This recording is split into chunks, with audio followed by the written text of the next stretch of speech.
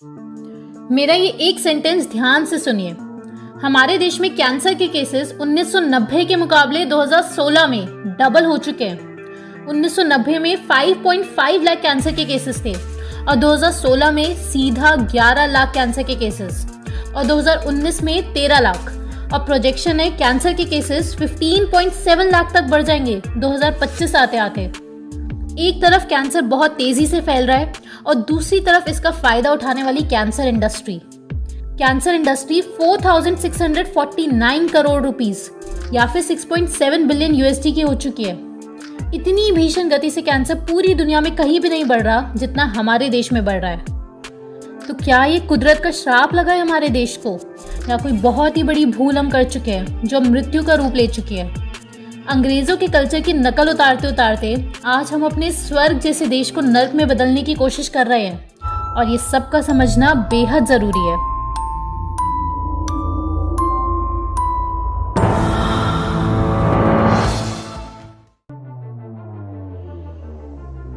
दोस्तों, आप हमसे जुड़ने के लिए हमारा टेलीग्राम ग्रुप टीम लाइफस्टाइल जरूर ज्वाइन करें और ये जो इतना बड़ा इंटरनेशनल षड्यंत्र आज चल रहा है इसको पूरी तरह खत्म करने के लिए आप IMPH नेटवर्क से जुड़िए। IMPH नेटवर्क से कैसे जुड़ सकते हैं इसकी सारी डिटेल्स इस वीडियो के एंड में हमने अटैच कर दी है। वर्ल्ड वॉर 2 के समय हिटलर ने 13 लाख से ज्यादा ज्यूज को मारा जिसे जेनोसाइड का नाम दिया गया, यानी कि नरसंहार।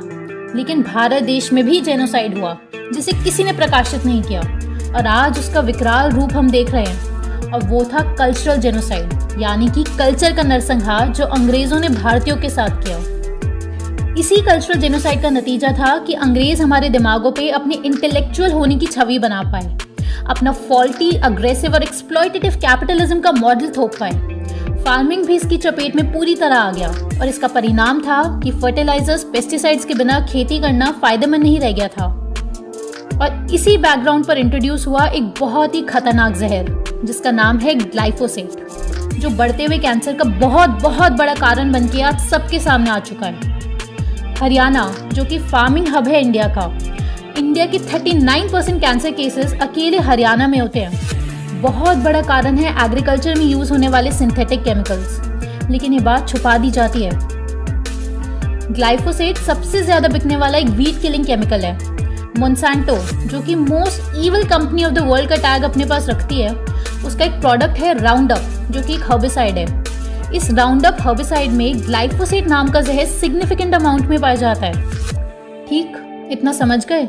सिंपल, राउंडअप जो हर्बिसाइड है वो पूरा ग्लाइफोसेट ही है। अभी ग्लाइफोसेट केमिकल जो कि धड़ल्ले से मार्केट में बेचा जाता है और फ्रूट्स, वेजिटेबल्स और पानी के थ्रू हमारी बॉडी में ऑलरेडी एंटर कर चुका है, वो कितना जहरीला है और क्यों उसे आज सारे देश बैन करने में लगे हैं, ये कहानी सुनकर आपके पैरों तले जमीन खिसक जाएगी।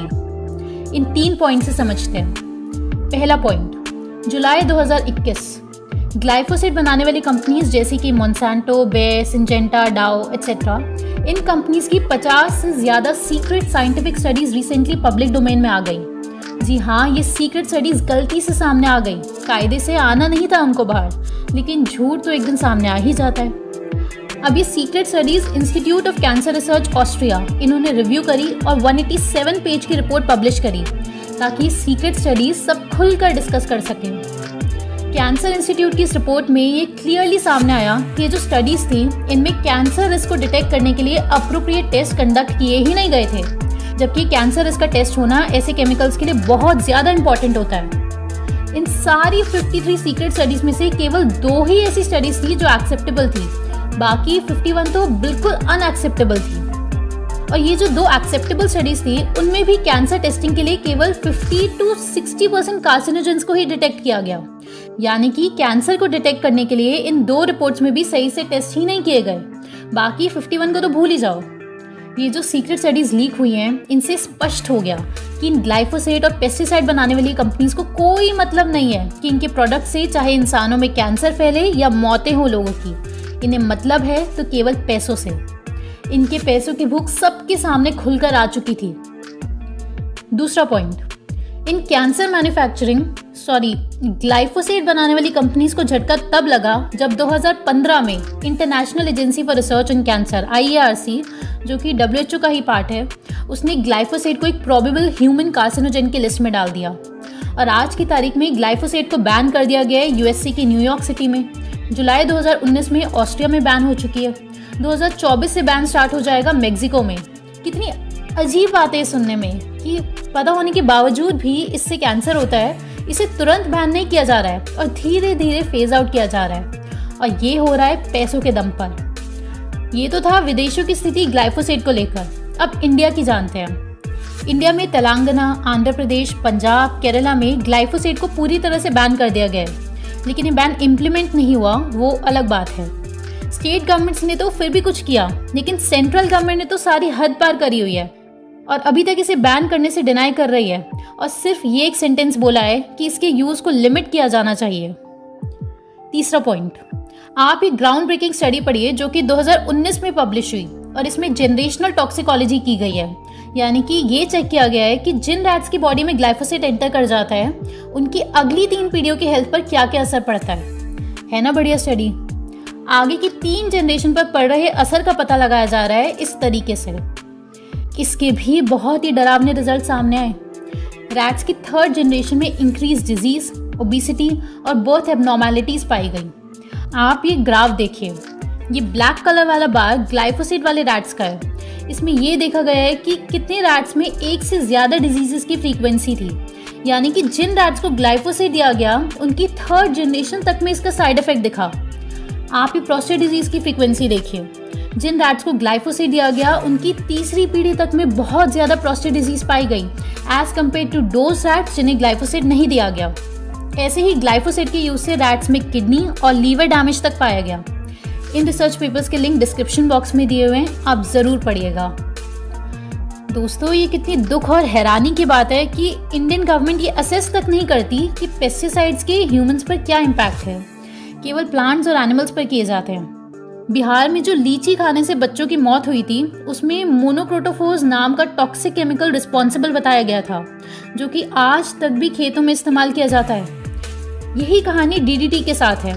1972 में USA ने इसे बैन कर दिया क्योंकि बहुत ही ज्यादा खतरनाक केमिकल है। 18 साल बाद हमारे देश ने इसे बैन किया, लेकिन सिर्फ एग्रीकल्चर के लिए। इंडिया में इसका यूज आज भी बहुत बड़े स्तर पर किया जा रहा है, मच्छर मारने के स्प्रे में। इंडिया दुनिया में सबसे ज्यादा यूज कर रहा है आज भी इस जहर को। तो फिर वही बात आती है कि क्या ये बातें सरकार को नहीं पता, या फिर वो जानबूझकर सबको बीमार रखना चाहती है, या फिर हम झूठ बोल रहे होंगे। यही तो बचा लास्ट ऑप्शन। आप प्लीज सोचो कि ऐसा क्यों हमारे देश के साथ किया जाता है। आपको समझ आने लगेंगे सारे डेटा, सारे फैक्ट्स, क्योंकि किसी इंसान को गुलाम बनाए रखने का सबसे आसान तरीका है कि उन्हें बीमार और कमजोर बना दो। जितना हो सके उतने लोगों के लिए अस्पताल एक जरूरत बना दो, और अस्पताल पर जिसका राज होगा, जिस भी कंट्री का कंट्रोल होगा, वो कंट्री प्रोडक्ट्स बेचेगी और हम उनको खरीदेंगे और हमेशा एक गुलाम की तरह कमजोर रह जाएंगे। इसका समाधान क्या है?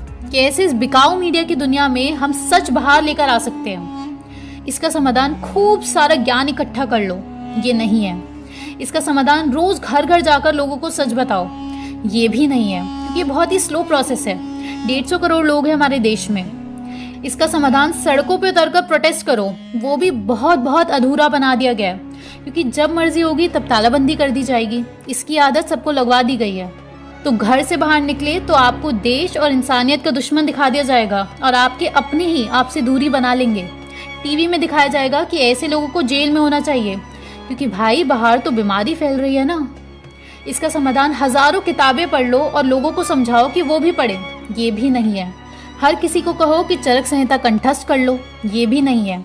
सबको बोला जाए राजीव दीक्षित जी की किताबें पढ़ो, ये भी नहीं है, क्योंकि अब तक तो आपको समझ जाना चाहिए कि अधिकतर लोग आलसी हैं, मरना पसंद करते हैं लेकिन मेहनत पसंद नहीं करते। लेकिन जैसे भी है भारतीय, और वो लोग हमारी जिम्मेदारी हैं। इसका समाधान है कि हमें भी ठीक वही तरीका इस्तेमाल करना है जो अंग्रेजों ने अपना झूठ फैलाने के लिए किया, लेकिन सिर्फ तब तक जब तक गेम बराबरी पे ना जाए, और उसके बाद उन तरीकों को जलाकर फेंक दो। और वो तरीका है साइकिक ड्राइविंग का और गैस लाइटिंग का। जी हाँ, साइकिक ड्राइविंग जो 1960 से MK अल्ट्रा प्रोजेक्ट से इस्तेमाल की जा रही है और आज उसका भयंकर रूप सबको दिख रहा है। वो लोग अपना झूठ इसलिए फैला पाते हैं क्योंकि उनके पास आज की तारीख में न्यूक्लियर हथियार से भी बड़ी और ताकतवर चीज है, और वो है आपके दिमाग तक पहुंचने का तरीका।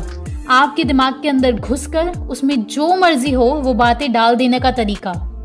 ये चिप आपके शरीर में लगाने की जरूरत भी नहीं आज उन लोगों को, क्योंकि वो लोग मनोविज्ञान पर बहुत मेहनत कर चुके हैं और ये किया जाता है मीडिया की मदद से। 24/7 एक ही बात अलग अलग माध्यम से आपके अलग अलग सेंस ऑर्गन्स में डाली जाती है, जिससे वो बातें तर्क की दुनिया से बहुत दूर चली जाती हैं, जहाँ तर्क का कोई महत्व नहीं होता, क्योंकि वो बातें आपकी रीढ़ की हड्डी में घुसाकर आपका चरित्र बन जाती है, यानी कि आपके प्रिमिटिव ब्रेन में घुसा दिया जाता है और आपके लिए वो मंत्र बन जाता है। और वही मंत्र आज सिद्ध हो रहा है इस बीमारी के नाम पर, और इन बातों को कहा जाता है सिग्निफिकेंट स्टेटमेंट्स, यानी कि आपकी दुनिया का सच जिसके आगे तर्क काम कर ही नहीं सकता। अब सॉल्यूशन क्या है? जो समस्या है वही समाधान है। बस इसके लिए आप लोगों को मिलकर हमारे साथ आना है, वो भी घर बैठे बैठे। आपको हिलने की जरूरत भी नहीं है। ऐसा प्रबंध बनाया जा चुका है क्योंकि तालाबंदी कभी भी की जा सकती है, इसलिए ये ट्रेनिंग सिर्फ ऑनलाइन है। और इस आखिरी समाधान का नाम है IMPH, informal media power house. ये प्रॉपर कंप्लीट मीडिया नेटवर्क है। इसकी खास बात कि इसमें से वीडियो डिलीट नहीं हो सकती। ये एग्जैक्टली ब्लॉकचेन टेक्निक पर आधारित है। जो जानकारी एक बार यहाँ आ गई वो कभी डिलीट नहीं हो सकती, फिर चाहे डॉक्टर बिस्वरूप की वीडियो हो या फिर डॉक्टर तरुण कोठारी की या फिर डॉक्टर विलास जगडाले की या हमारी या फिर आप में से जिसका भी यूट्यूब चैनल है उसकी भी वीडियो डिलीट नहीं हो सकती। और ख़ास बात यह है कि ये यूज़ करता है उनके सबसे बड़े हथियार का, यूट्यूब का। इस IMPH में पैसों का भी जिसका इशू है वो भी पूरी तरह से ख़त्म हो जाएगा।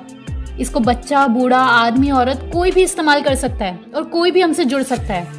हमारी टीम ने एक एक डेटा, एक एक स्टैटिस्टिक्स, एक एक रिसर्च पेपर, एक एक अवेलेबल इन्फॉर्मेशन को यूज़ करके कुछ ऐसी ट्रिक्स डेवलप की हैं जो हम आप सबको बताना चाहते हैं।